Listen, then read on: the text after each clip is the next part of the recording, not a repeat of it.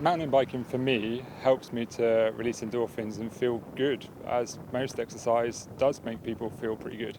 It's one of the 5 ways to well-being and it's something that I do enjoy doing. My name is Dan, and this is my story of my journey to justice. When I was 18, I was the victim of a serious sexual assault.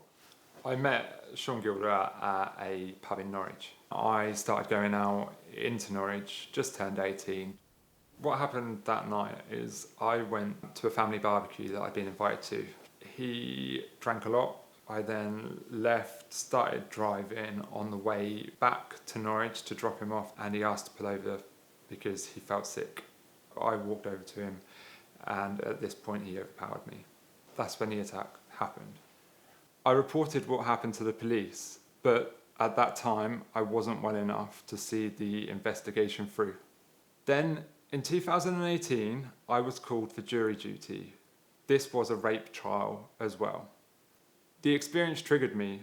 I knew that I had to take action in my own case. It took a while, but Norfolk Police eventually charged Gilder. In 2023 he was finally convicted. He was given an 8-year prison sentence. I worked for the civil service as a project manager and an on-call crew manager for Norfolk Fire and Rescue Service. I have been diagnosed with complex post-traumatic stress disorder. The fire service knew I was struggling and offered to refer me to a clinical psychologist. I know it's a very daunting and challenging process to come forward, as many people don't come forward to me until it's like 20, 30 years later down the line. They come to see me after they've experienced, say, some childhood sexual trauma. But the one thing they always say to me is, I wish I dealt with it earlier.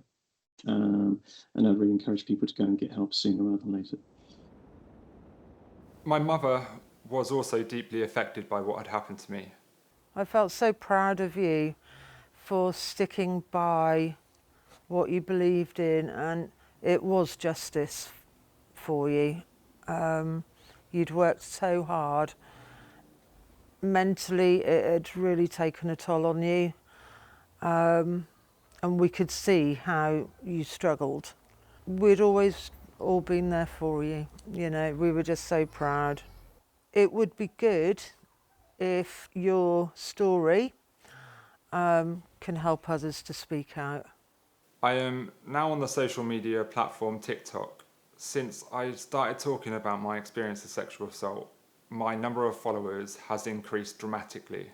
I've had a lot of messages back from people saying how much I've helped them, and that means far more to me than anything else.